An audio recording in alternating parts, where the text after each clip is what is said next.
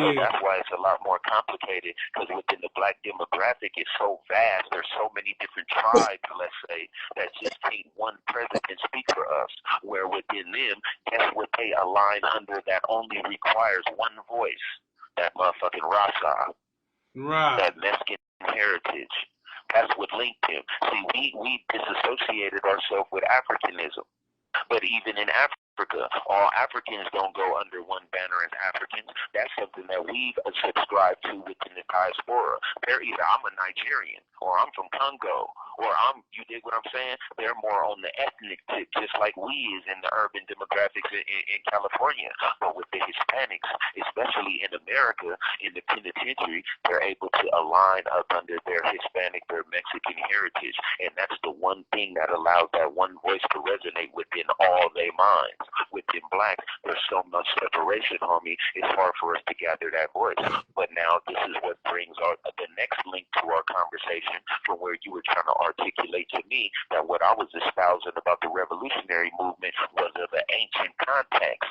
No, this is the teaching and the foundation from the elders that are striving to link all these different tribes and factions within our demographic up under that one banner. And guess what it is? It's not all ancient cement in Africa up under Mansa Musa and Patrice Lumumba. It's the new African revolutionary banner, because we not them old ancient Africans no more. No, we new Africans. Now we the Bloods, the Crips, the Bay Areas, the et cetera, that are representing the diaspora of what the new black man outside of Africa that have been kidnapped all these years, but still know the root where he come from. Just like that Mexican know that Rasa, he still know that root is Africa. He's that new African. That's why when you ask me about what I represent, I said I'm a new African revolutionary nationalist. You dig what I'm saying? Mm-hmm. Mm-hmm. Yeah. So, this is why the teaching is so important, because we got to start finding the commonality, like I said, and not the differences. That's the way that we going to be able to move as a solid machine. And guess what?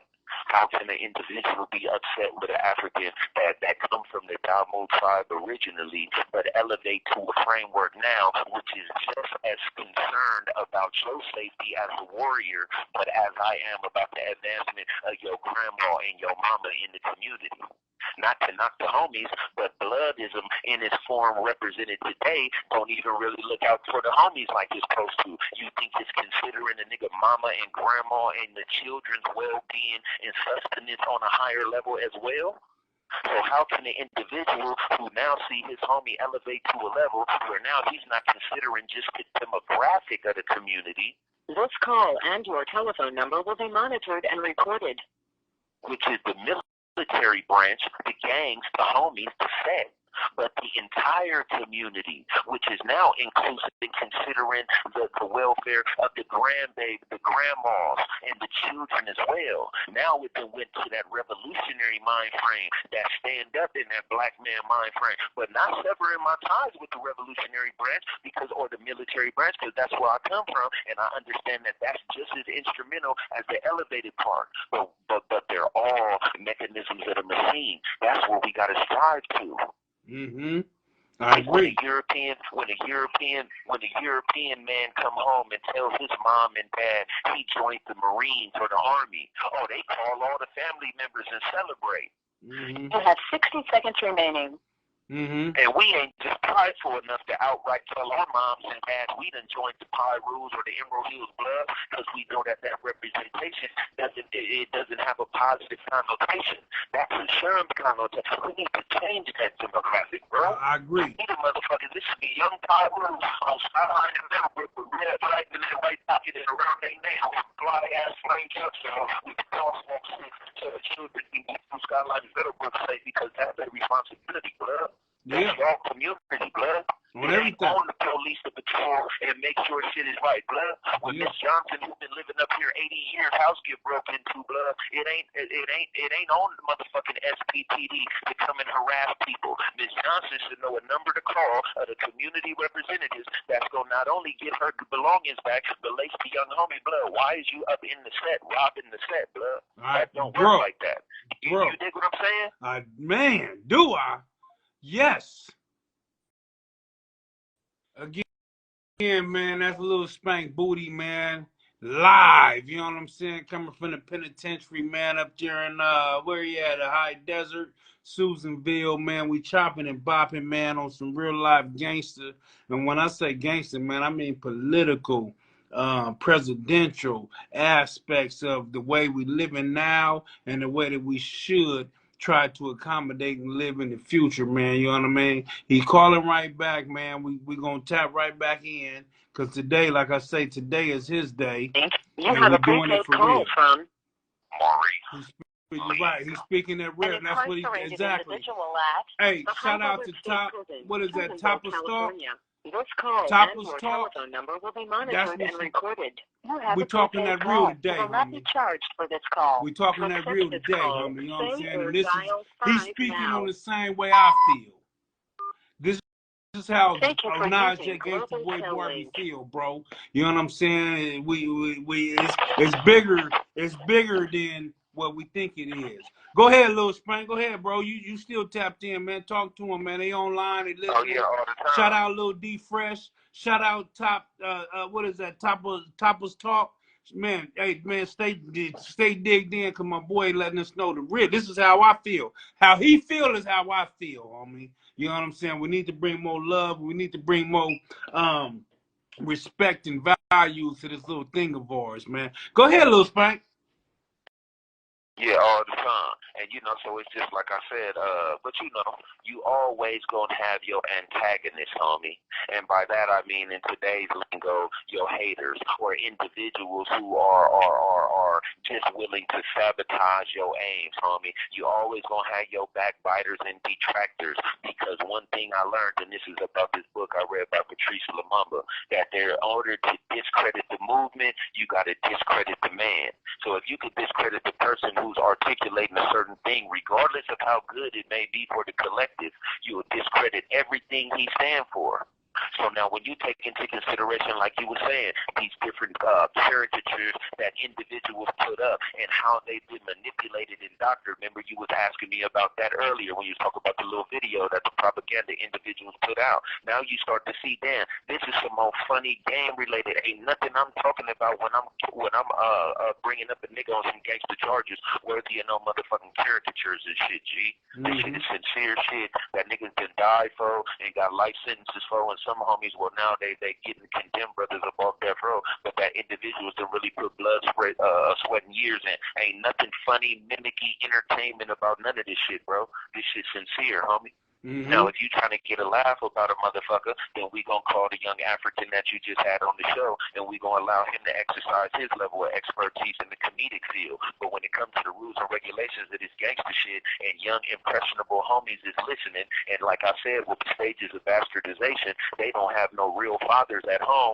You motherfucking right, it's our responsibility to make sure that we standing on the shit that we saying, and that it's some real shit. Because if it's not, then we subjecting ourselves to be held accountable by the elders and the individuals who really take this shit personally. So that's why when a lot of these individuals get up and they try to sugarcoat violations of rules by claiming it's entertainment and all this whole type of shit, or putting a price tag on this type of shit, homie, it ain't no price tag for a homie that got a life sentence. It ain't no price tag for a homie that we done lost in these warfares and different things that go on in our communities that continue to invigorate the fervor for which we stand for what we stand for, homie. It ain't no price tag that we would, not no real niggas like us, don't sacrifice for that, homie.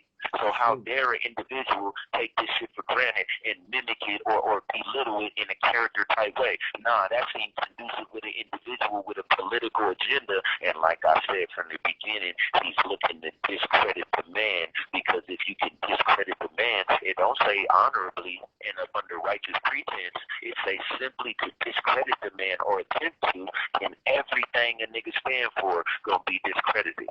So now we have to take into consideration a lot more of these slanderous propaganda things that we see and the goal behind them sincerely when we start to analyze. Because motherfuckers can listen to what I'm talking about and separate the chicken shit from the chicken salad, bro. And you could go to videos that's on YouTube that the little Spank Booty done put out 20 years ago, and I'm still chopping the same shit. So this ain't no motherfucking wave that I've been riding, and nigga know me from the streets of Juvenile Hall, Little Skyline, O'Farrell Park, niggas bumping to me at Fam Bam. It's like, what's up, young homie, what's brackin'? And it's all boo. Oh, big little Spank, blood, you the big homie. Yeah, little homie, you know, this is what it is, blood. I don't switch up, blood. I'm a real nigga. But this is what you asked me about earlier, too, Gangsta Boy. What it's going to take for us to mend those bridges. It's going to take real niggas that's able to be accountable, blood, and to hold their constituents, their immediate circle accountable when they violate the rules and regulations. It can't be no home for me, G. A motherfucker gotta be just as adamant about shit when it's dealing with your ex-bone code as you would when it's dealing with a nigga who's not as close to you, bro, because it's simply right and wrong. You can't administer that type of accountability across the board and then start room the young homies and looking at a nigga for his character and not necessarily his geographical location, that we ain't gonna never get up out of this genocidal mind frame, but that got us spiraling and white folks capitalizing about this shit, huh? Facts, bro. Do you think we? Yeah. I mean, because my thing is, huh? Go ahead. No, go ahead, my brother. No, I was just saying, man. I wonder if there's ever a way for us to do that.